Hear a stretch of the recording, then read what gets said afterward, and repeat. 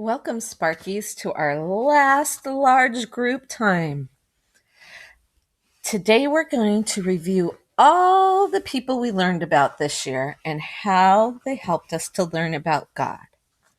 So let's have a little reminder of who we looked at. We talked about Gideon, Ruth and Naomi, Samuel, David, Asa, Esther, Ezra, Jonah, Hezekiah, Jeremiah. Now, all of these people from the Old Testament taught us about God. We learned about how to obey God. We learned to pray when we need help from God. We learned that God has a plan, and his plan isn't always what our plans are, and that God always gives us a second chance, sometimes a third, fourth, fifth, and sixth chance. Really, he gives us as many chances as we need to try to follow him. And God chooses each of us to go and follow a part of his plan. All right, we are going to start with the story of Gideon.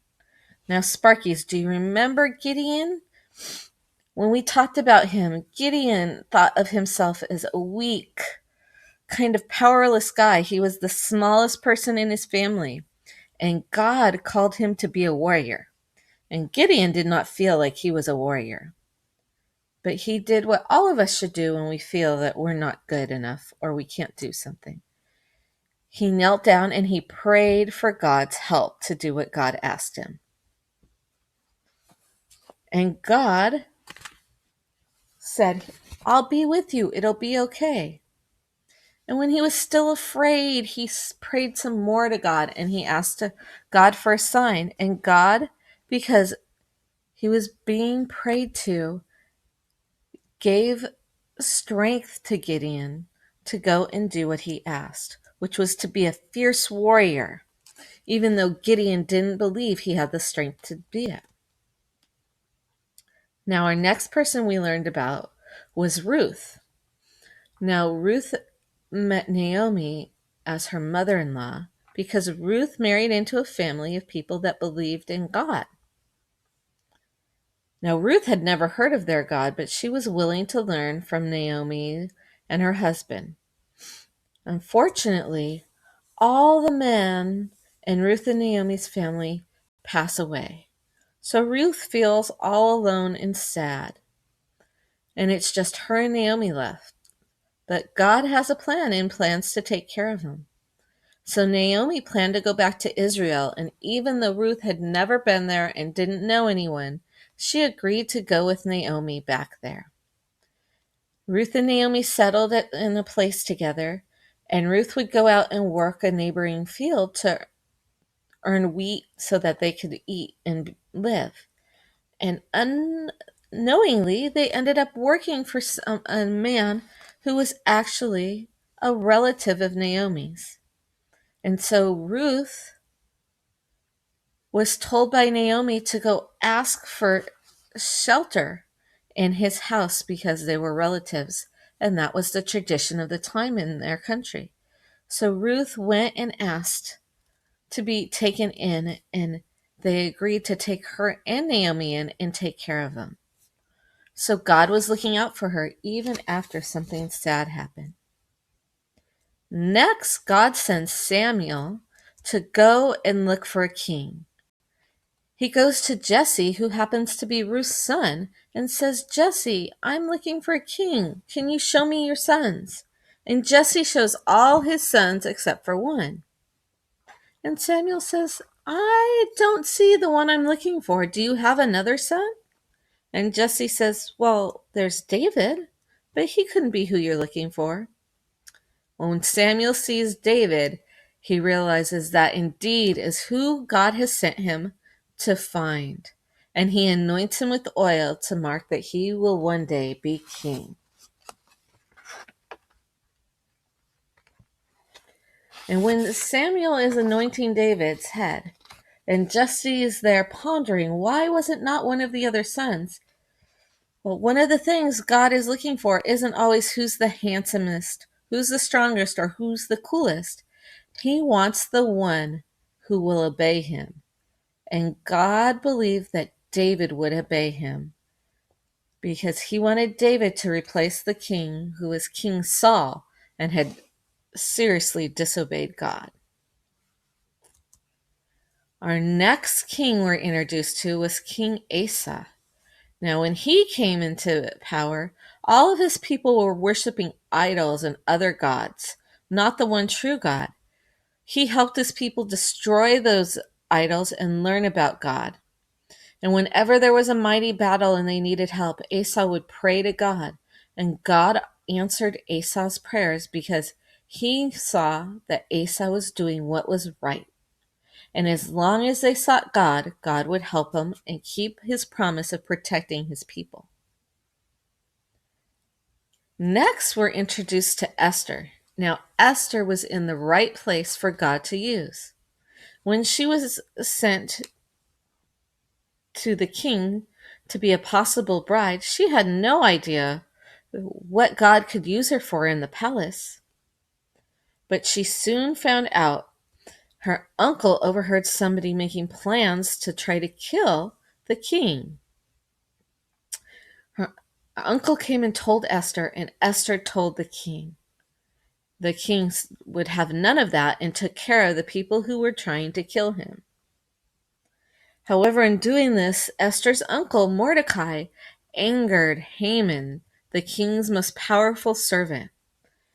And in his goal to do away with Haman, he made a decree that all Jews should die. Well, Esther was a Jew, and so she was concerned for her people. So again, she went to the king and said, "Please, don't let this happen. Save my people." And the king was so angry. He had Haman dragged off and hung, and all the Jewish people were saved. Next, God used Ezra. So God had promised the Israelites that they were his chosen people and that he would always protect them. However, they didn't always obey him. They liked to go and do what they wanted and not follow the rules he gave them. So God sent Ezra to warn the Israelites if they didn't follow God, they were going to be in danger. And Ezra remembered what happened last time. His people walked around for 40 years because they didn't follow God. And his people listened to him. And because of that, God kept his promise and protected them. Now, not everyone listens to God right away, right? Do you remember Jonah? God said very clearly to Jonah, "Go to Nineveh." And what did Jonah say? "Oh no, I'm not going there." Jonah packed up a bag and headed the opposite direction and got on a ship, sailing away from there. But God always knows where we are and what we're doing. He started a storm in the ocean that ship was on. And Jonah realized, oh no, God knows I'm not doing what he asked me to. So Jonah told them, "Throw me over so you will be saved." So everyone threw him over, and then God, because he still loved Jonah, protected him. He sent a whale to save him. While inside that big fish or whale, Jonah prayed to God and asked for his forgiveness. After a few days, God indeed forgave him and had the whale deposit him back on dry land. And just conveniently enough, it was near Nineveh, so Jonah could get right to doing God's work. Next, there was Hezekiah. Now, Hezekiah came after his father, who did not obey God in any way. And Hezekiah decided he wanted to seek God. And even though Hezekiah wasn't perfect, he sinned. God gave him his grace through Jesus and used him to bring people to God. And then our final person we were introduced to was the weeping prophet, remember? Jeremiah is very sad because he is again preaching to the Israelites who would follow God one day and then the next day wouldn't. Then they would follow him when they wanted something again and then not. So Jeremiah kept telling him, "Look, you're doing this. It's going to keep you from being eternally with God." because the people thought they had fooled God. But God knows what's in our hearts. He knows if you're just doing something to try to appease him or make him happy so that you get what you want. God knew they weren't truly following God's way because they wanted to. And so Jeremiah was so sad for his people. But Jeremiah's hope lay in God's promise for a better future in heaven. Now let's remember what we were taught by all of these people. That the best things happen when we obey God. And we can always, always pray when we need help. And God will answer our prayers. But remember, God has a plan, and it's not always our plan. So when he answers our prayers, it may not look the way we want it to. And God gives us a second chance, and a third, and a fourth, and a fifth if we need it. And then it's very important that God always chooses who he's going to use. And he uses each and every one of us. So that means that God has a special plan for you. And so when you pray to God, you want to listen carefully so that he can reveal his plan for what he has for you to do. Now, with summer break, we want to remind you to keep practicing the books of the Bible. So the Old and New Testament books are throughout Sparks, and you're asked over and over again to remember each of the books of the Bible. So here's the link in YouTube to the New Testament song we practiced this year and the Old Testament song so that you can practice this summer with your parents.